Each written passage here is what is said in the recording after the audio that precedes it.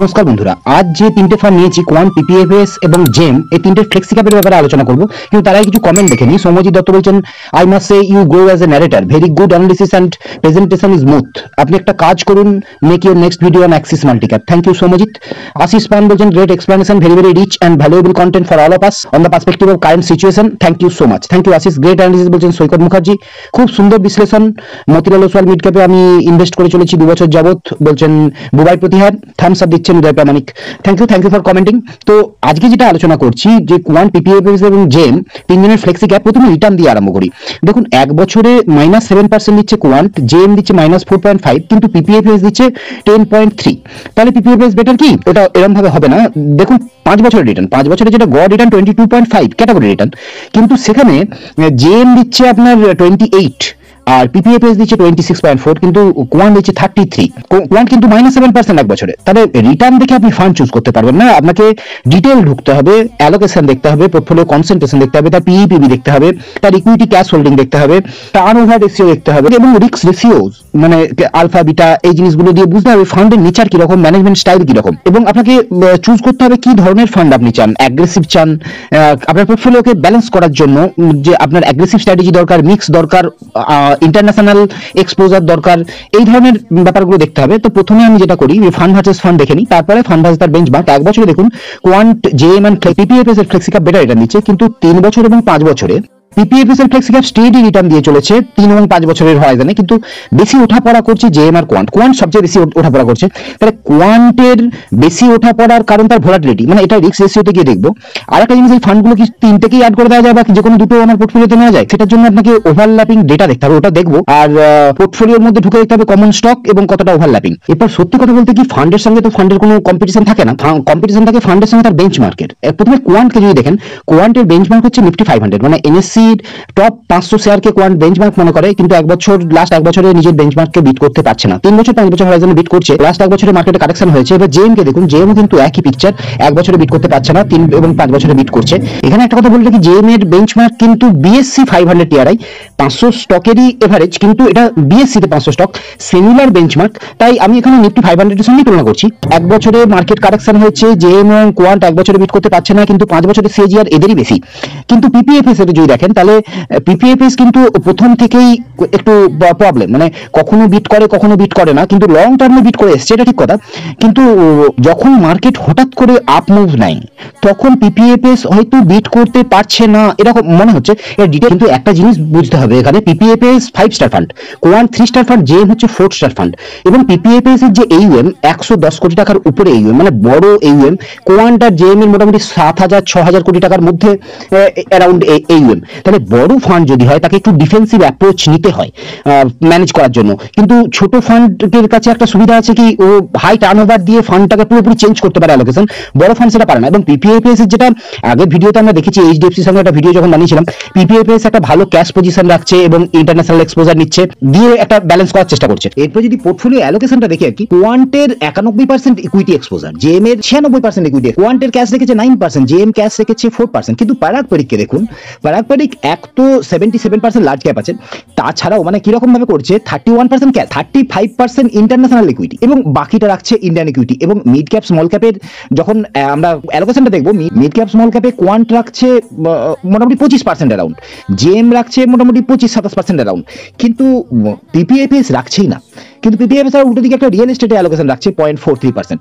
মানে পিপিএফএস এক তো আপনার 31% ক্যাশ, 35% ইন্টারন্যাশনাল ইকুইটি, এবং বাকিটা ইন্ডিয়ান ইকুইটি, তার মধ্যেও মিড অ্যান্ড স্মল নেই।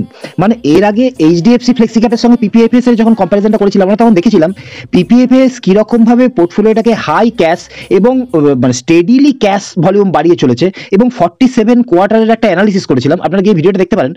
ইন্টারন্যাশনাল এক্সপোজার কিভাবে পিপিএফএস কে হেল্প করেছে যখন ইন্ডিয়ান মার্কেট কারেক্ট করছে সেই সময়। মানে প্রতিটা ফান্ডের ফান্ড ম্যানেজমেন্ট একটা স্টাইল থাকে, তার পিছনে একটা আইডিওলজি আছে। সেই আইডিওলজিটা বোঝার জন্য কিছু নাম্বার আছে, সেই নাম্বারগুলো দেখে আমরা আইডিওলজিটা বোঝার চেষ্টা করি, কিন্তু সেই আইডিওলজিটা কিভাবে রেজাল্ট নিয়ে আসছে সেইটাকে দেখতে হবে ইনভেস্টরকে। সেটা আমরা দেখবো রিস্ক রেশিওতে গেলে, সেটা অনেকটা ক্লিয়ার হয়ে যাবে। কিন্তু আইডিওলজিটা আরেকটু ডিপে ঢুকি, মানে দেখতে চাই যখন পোর্টফোলিও কনসেন্ট্রেশন, যদি দেখেন নাম্বার অফ স্টক, তাহলে পারাগ পারিকের 92টা স্টকের হোল্ডিং, মানে বড় ফান্ড, একটু সংখ্যাটা বেশি। জেএম এর 55টা আর কোয়ান্টের হচ্ছে 44টা। এবারে যদি যদি টপ 5 টপ 10 দেখেন তাহলে দেখুন পারাগ পারিকটাই আগে দেখি। পারাগ পারিক কিন্তু বেশি কনসেন্ট্রেটেড, মানে টপ 5 এ বেশি অ্যালোকেশন করেছে 32%, টপ 10 এও বেশি অ্যালোকেশন করেছে, সবচেয়ে বেশি এই তিনজনের মধ্যে 50%। উল্টো দিকে যদি কোয়ানকে দেখেন টপ 5 আছে 31 আর টপ 10 আছে 49, আর জেএম কে যদি দেখেন এ আরো বেশি ডাইভার্সিফাইড, মানে 23 আছে টপ 5 এ, টপ 10 আছে 38%। যদি আমার ফান্ডের সাইজ বড় হয় তাহলে আমাকে বেশি সংখ্যা নিয়ে ডাইভার্সিফাই করতে হবে, কিন্তু কনসেন্ট্রেটেড হতে হবে আমাকে, যাতে আমার রিস্কটা কমে। রিস্কটা খুব সুন্দরভাবে রাজীব ঠাকুরজি কমাচ্ছেন। আমরা এর আগেও যখন ভিডিওতে দেখেছিলাম এইচডিএফসির সঙ্গে একটা কম্পারিজনে কিভাবে রিস্ক মিনিমাইজ করে হায়ার আলফা দেওয়া যায়, সেটা রাজীব ঠাকুরজি পারেন, মানে কম এইচডিবিটা নিয়ে কি করে হাই আলফা জেনারেট করা যায়, সেটা আমরা রিস্ক রেশিওতে আবার ক্লিয়ারলি দেখবো। এরপরে যদি ভ্যালুয়েশনটা খেয়াল করেন, ভ্যালুয়েশন মানে PEPB, price to earning, price to book. এখানেও দেখুন পারাগ পারিকেরই প্রথমে দেখে নি পিই হচ্ছে 19 এবং পিবি হচ্ছে 3.6। উল্টো দিকে যদি কোয়ান্টকে দেখেন তাহলে কোয়ান্টের পি হচ্ছে 27, অবশ্যই পিটা একটু বেশি, মানে ভ্যালুয়েশনটা বেশি, পিবিটাও এবং 3.3 একটু বেশি। আর জেএম এরও পিটা কিন্তু 31, আরো বেশি, আর পিবিটাও বেশি 4.1। তাহলে হাই ভ্যালুয়েশনে রয়েছে জেএম, তারপর আছে কোয়ান্ট, এবং পারাগ পারিকের কিন্তু ভ্যালুয়েশনটাও কম। এরপরে দেখুন সবচেয়ে ছোট ফান্ড জেএম, কিন্তু টার্নওভার সবচেয়ে বেশি 173% জেএম এর, আর কোয়ান্টের 115, কিন্তু পারাগ পারিকের 34। পারাগ পারিকের এইএম অনেক বড়, তাহলে 34% অনেকটাই হয়। তাহলে জেএম এবং কোয়ান্ট এই হাই টার্নওভার দিয়ে কিরকম পোর্টফোলিও তৈরি করলো, মানে সেক্টর অ্যালোকেশন যদি দেখেন, জেএম ফাইন্যান্সিয়ালে 26%, ইন্ডাস্ট্রিয়ালে 18 এবং consumer সাইক্লিক্যালে 16।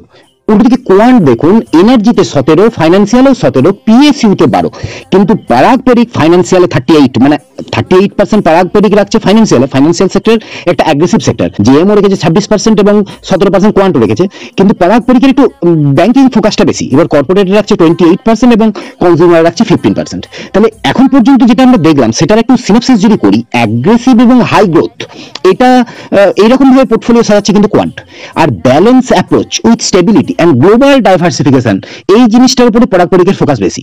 R moderate to high risk, good equity exposure, এইটা হচ্ছে জেএম এর বক্তব্য আর কি। এরপর ফান্ড পিকারের অ্যানালিসিস আর ওভারল্যাপিং ডেটাটা দেখার আগে মোস্ট ইম্পর্টেন্ট যেটা, সেটা রিস্ক রেশিওস, সেটা দেখে নিই। প্রথমে দেখুন মিন মানে এভারেজ রিটার্ন। এভারেজ রিটার্ন এখানে ক্যাটাগরি এভারেজ হচ্ছে 16, সেখানে কোয়ান্ট দিচ্ছে 24, পারাগ পারিক দিচ্ছে 23, আর জেএম দিচ্ছে 27। তাহলে জেএম এর গড় রিটার্ন, এভারেজ রিটার্ন কিন্তু বেশি।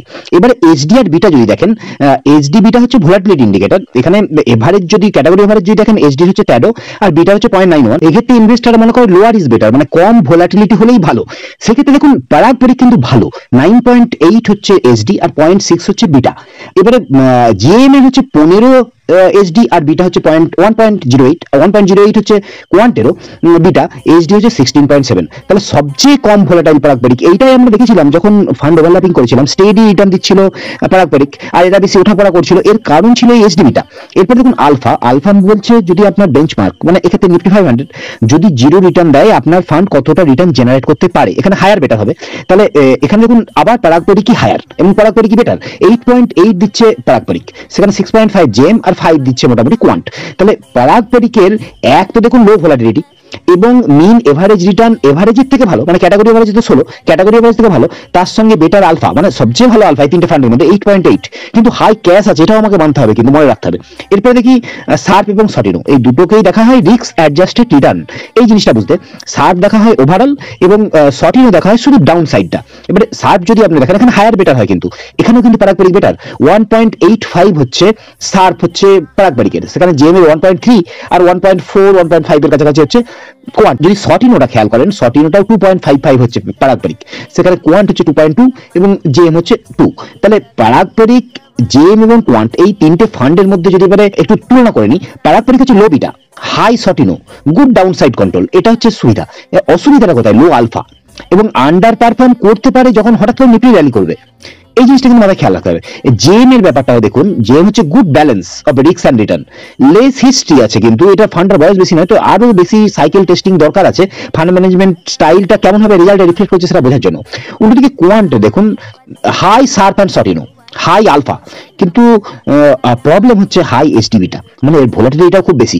এবং আমরা দেখেছি আগে যে high turnover ratio Quant maintain করছে, জেএম মেনটেন। এরপর ফান্ড পিকারের অ্যানালিসিসটা দেখে নিয়ে তারপরে ওভারল্যাপিং ডেটাতে দেখবো। দেখুন ফান্ড পিকার কি করে, মোটামুটি 6টা গ্রেডে এরা প্রতিটা ফান্ডকে জাজ করে। আমি 3টে জাজকে পাশাপাশি এনে দিয়েছি। এরা যে গ্রেডগুলো নেয় সেটা performance, risk, style, quality, diversification, consistency. এখানে দেখুন পারফরমেন্সে কোয়ান্ট পাচ্ছে 3 স্টার, পারাগ পারিক পাচ্ছে 4 স্টার, জেএম পাচ্ছে 5 স্টার। তাহলে জেএম এর জেএমের পারফরমেন্স সবচেয়ে ভালো এরকম মনে করছে ফান্ড পিকার, কিন্তু রিক্সের ক্ষেত্রে quant single star, Parag Parikh হচ্ছে 5 স্টার এবং জেএম হচ্ছে 2 স্টার। মানে রিক্স সবচেয়ে কম, মানে ভালো রিক্স ম্যানেজ করছে পারাগ পারিক 5 স্টার, সেখানে কোয়ান্ট হচ্ছে সিঙ্গেল স্টার সবচেয়ে রিক্সি, আর জেএম 2 স্টার আর কি। এবারে স্টাইলের দিক দিয়ে যদি দেখেন কোয়ান্ট 3 স্টার, এখানে কিন্তু হাই টার্নওভার আছে। পারাগ পারিকের 4 স্টার, এখানে কিন্তু কনসিস্টেন্সি বেশি।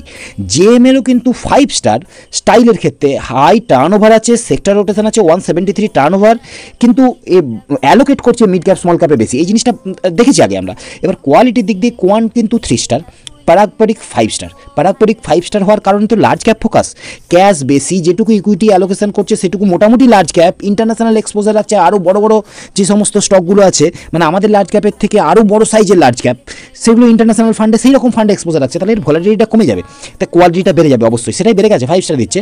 জেএমের কিন্তু সিঙ্গেল স্টার, জেএমের সিঙ্গেল স্টার নিয়ে হাই টার্নওভার নিয়ে এখানে কোয়ালিটিকে ম্যানেজ করছে, মানে যখন যাকে যে পারফর্ম করছে তাকে পিক করছে, টার্নওভারটা বেশি এবং বার করেও দিচ্ছে সেই স্টকটাকে, কিন্তু কোয়ালিটিটা মেনটেন করে নিচ্ছে হাই টার্নওভার দিয়ে। এবার ডাইভার্সিফিকেশনে দেখুন, পারাগ পারিকে ডাইভার্সিফিকেশন নেই, মানে মিড অ্যান্ড স্মল নেই, কোনো অ্যালোকেশন নেই, মানে মিড অ্যান্ড স্মলে অ্যাগ্রেসিভ জায়গাতে কোনো কিছু রাখেনি, সেক্টর রোটেশন নেই তেমনভাবে, তার জন্য ডাইভার্সিফিকেশন সিঙ্গেল স্টার। সেক্ষেত্রে কোয়ান্টের 3 আর জেএমের কিন্তু 4, জেএমের এখানে তুলনামূলক বেটার। এবার কনসিস্টেন্সিতে জেএম এগেন 5, তাহলে জেএমের একটা অ্যাপ্রোচ যেটা মিক্স স্ট্র্যাটেজি, সেটা কিন্তু ফান্ড পিকার ভালোভাবেই দেখছে। পারাগ পারিকের 4টে স্টার দিচ্ছে, কোয়ান্টের 3 স্টার। কোয়ান্ট একটু অ্যাগ্রেসিভ, কোয়ালিটি মোটামুটি, স্টাইল অ্যাগ্রেসিভ, রিক্স একটু হাই রিক্সি, কনসিস্টেন্সি মোটামুটি রেখে দিচ্ছে, পারফরমেন্সও খারাপ নয়। এটা অ্যাগ্রেসিভ স্ট্র্যাটেজি যদি চান, আমরা ওটা রিক্স রেশিওতেও দেখলাম যে অ্যাগ্রেসিভ স্ট্র্যাটেজি কোয়ান্ট সবচেয়ে বেশি অ্যাগ্রেসিভ, কিন্তু আপনি কি কোয়ান্ট পারাগ পারিক জেএমের মধ্যে কাকে রাখবেন পোর্টফোলিওতে, বা কোন দুটো ফান্ডকে রাখবেন, সেটা বোঝার জন্য আপনাকে ওভারল্যাপিং ডেটা দেখতে হবে। তুমি যদি কোয়ান্ট আর পারাগ পারিকের দেখেন আর কি ওভারল্যাপিং ডেটাটা, তাহলে দেখুন মোটামুটি 20 to 30% ওভারল্যাপিং আছে। Common stock HDFC, ICICI, Infosys. Quant is aggressive and momentum based, Parag Parikh is value driven and conservative, যেটা আমরা আগেই দেখলাম। এবারে কোয়ান্টের সঙ্গে যদি জেএমের কম্প্যারিজন করেন মানে ওভারল্যাপিংয়ে, তাহলে এখানে ওভারল্যাপিংটা সবচেয়ে বেশি। ফান্ড ম্যানেজমেন্ট স্টাইল দুটোও কিন্তু একটু সিমিলার, এখানে 40% অ্যারাউন্ড ওভারল্যাপিং, কমন স্টক একটু বেশি, SBI, Axis, Reliance, HCL Tech. JM follows blend style দেখেছি, কিন্তু কোয়ান্ট অ্যাগ্রেসিভ, এবং কোয়ান্টের ফান্ড ম্যানেজমেন্ট স্টাইল জেএমের সঙ্গে মেলে, পারাগ পারিক সম্পূর্ণ ডিফারেন্ট। এরপরে পারাগ পারিক আর জেএমের যদি দেখেন, এখানে আপনার ওভারল্যাপিংটা সবচেয়ে কম, 10 to 20% ওভারল্যাপিং, কমন স্টকটাও কম, Infosys, TCS, Infosys, ITC, HDFC, এখানে very different strategies. Parag Parikh is globally diversified and JM is India focused, তাহলে এই কম্বিনেশনটা আপনার পোর্টফোলিওতে বেটার কাজ করবে বলে মনে করছে fund পিকার, Parag Parikh and JM. এরপরে যদি আমি কনক্লুশন টানার চেষ্টা করি, পারাগ পারিকের ফান্ড সাইজটা তো বড়, 110 কোটি টাকার ওপরে, তার জন্য একে একটা ওভারসিজ ইনভেস্টমেন্ট নিতে হয়েছে, তার জন্য নিতে হয়েছে বলা মুশকিল। এই পারাগ পারিকের ফান্ড ম্যানেজার রাজীব ঠাকুরজি কিন্তু প্রথম থেকেই ইন্টারন্যাশনাল এক্সপোজারের দিকে একটু ঝুঁকে থাকেন। এখন বর্তমানে যা অবস্থা, 35% ওভারসিজ ইনভেস্টমেন্ট আছে, 31% ক্যাশ আছে, এবং বাকিটা আছে ইন্ডিয়ান ইকুইটি, তাও আবার লার্জ ক্যাপ ফোকাস, মানে তার 77% লার্জ ক্যাপে, এবং 5% 7% অ্যারাউন্ড মিড অ্যান্ড স্মল নিয়ে চলেছে। উল্টো দিকে কোয়ান্ট অ্যান্ড জেএম কিন্তু খুব বেশি ইকুইটি এক্সপোজার রেখেছে, জেএম তো সবচেয়ে বেশি 96% ইকুইটি রেখেছে, এবং ক্যাশ হোল্ডিংটাও এদের কিন্তু কম, 9 and 4% রেখেছে জেএম, আর 9% রেখেছে কোয়ান্ট। এবারে যদি রিটার্ন চেক করেন, এই হাই অ্যাগ্রেসিভ স্ট্র্যাটেজি নিতে গিয়ে লাস্ট 1 ইয়ারে বেঞ্চমার্ককে মিস করেছে কিন্তু কোয়ান্ট অ্যান্ড জেএম, এরা কিন্তু বেঞ্চমার্ককে বিট করতে পারেনি। কোয়ান্টের রিটার্নটাও নেগেটিভ দেওয়া হয়েছে 7% মাইনাস, আর জেএমের রিটার্নটা নেগেটিভ হয়েছে 5% অ্যারাউন্ড, 4.5% অ্যারাউন্ড মাইনাস। কিন্তু 5 বছরের হরাইজনে যদি দেখেন, এরাই কিন্তু বেটার রিটার্ন দিচ্ছে, 33% দিচ্ছে কোয়ান্ট, 28% দিচ্ছে জেএম, কিন্তু সেখানে পারাগ পারিক 26.4। এটার মেন কারণ হচ্ছে আপনার অ্যাগ্রেসিভনেসটা কমানো, মানে এখানে যদি আপনি অ্যাগ্রেসিভ আর হাই গ্রোথ চান, তাহলে আপনি কোয়ান্টকেই চুজ করবেন। যদি ব্যালেন্স অ্যাপ্রোচ, গ্লোবাল ডাইভার্সিফিকেশন চান, তাহলে পারাগ পারিক বেটার, আর দুটোর মাঝামাঝি কোথাও জেএম আছে আর কি। কনসেন্ট্রেশন যদি দেখেন, কনসেন্ট্রেশনেও কিন্তু পারাগ পারিক বেশি কনসেন্ট্রেট করেছিল জেএম এবং কোয়ান্টের থেকে, জেএম সবচেয়ে বেশি ডাইভার্সিফাই করেছে। টপ 5 টপ 10 যখন আমরা অ্যালোকেশনটা দেখেছি, সবচেয়ে কম কনসেন্ট্রেশন হচ্ছে টপ 5-এ 23% জেএমের ছিল, সেখানে পারাগ পারিকের সবচেয়ে বেশি ছিল 32, এবং টপ 10-এও পারাগ পারিক সবচেয়ে বেশি ছিল মানে 50। এবারে ভ্যালুয়েশনের দিক দিয়েও পারাগ পারিকের ভ্যালুয়েশনটা কম, টার্নওভারটাও কম, 34% টার্নওভার, যেহেতু এর সাইজটা অনেক বড়, আর সবচেয়ে বেশি টার্নওভার নিয়েছে 173। কেমন টার্নওভার নিয়ে জেএম 173% টার্নওভার নিয়ে পোর্টফোলিও বানিয়েছে, কিন্তু অ্যাগ্রেসিভ। ফাইন্যান্সিয়ালে 26% রেখেছে, কিন্তু পারাগ পারিকের ফাইন্যান্সিয়াল আবার 38%, মানে 38% ফাইন্যান্সিয়ালে রাখছে। রিস্ক রেশিওতে আমরা দেখেছি লো এসডিবিটা নিয়ে, কম ভোলাটিলিটি রেখে অ্যাগ্রেসিভ সেক্টর ধরে হাই আলফা জেনারেট করছে, এটা পারাগ পারিখে রাজীব ঠাক্করজি পারেন। এবার ফান্ড পিকারের যেটা অ্যানালিসিস দেখলাম সেটা কোয়ান্ট হচ্ছে মোটামুটি অ্যাগ্রেসিভ স্ট্র্যাটেজি, ডাইভার্সিফিকেশন কম হচ্ছে পারাগ পারিখের, কিন্তু পারাগ পারিখ কম ডাইভার্সিফিকেশন নিয়েও কিন্তু বেটার আলফা বেটার মিন ডেলিভার করছে। আর জেম মোটামুটি মাঝামাঝি একটা জায়গা, এর গ্লোবাল ডাইভার্সিফিকেশন নেই ঠিক কথা, ইন্ডিয়া ফোকাস ফান্ড ঠিক কথা, কিন্তু ওভারল্যাপিং ডেটাও দেখলাম পারাগ পারিখের সঙ্গে জেম এর একদম ম্যানেজমেন্ট স্টাইল মেলে না। আপনি যদি দুটো ফান্ড একসঙ্গে রাখেন খুব সুন্দর ম্যাচ করে যাবে, ওভারল্যাপিংও বেশি নেই, ফান্ড ম্যানেজমেন্ট স্টাইলটাও সম্পূর্ণ ডিফারেন্ট এবং একটু ইন্টারন্যাশনাল ফোকাসড হচ্ছে পারাগ পারিখ, সেখানে জেএম হচ্ছে একটু ইন্ডিয়া ফোকাসড। হাই ইকুইটি রাখছে জেএম, কিন্তু পারাগ পারিখ রাখছে ম্যাক্সিমাম ক্যাশ, 31% ক্যাশ রেখেছে। কনজারভেটিভ স্টাইল হচ্ছে পারাগ পারিখের, জেএম হচ্ছে একটা অ্যাগ্রেসিভ স্ট্র্যাটেজি। কোয়ান্ট আরও অ্যাগ্রেসিভ, কিন্তু ওভারল্যাপিং ডেটাটা বেটার ম্যাচ করছে পারাগ পারিখের সঙ্গে জেএম এর। তাহলে আজ এই পর্যন্ত, যদি ভিডিওটা ভালো লেগে থাকে তাহলে অবশ্যই লাইক করবেন, and thank you for your time.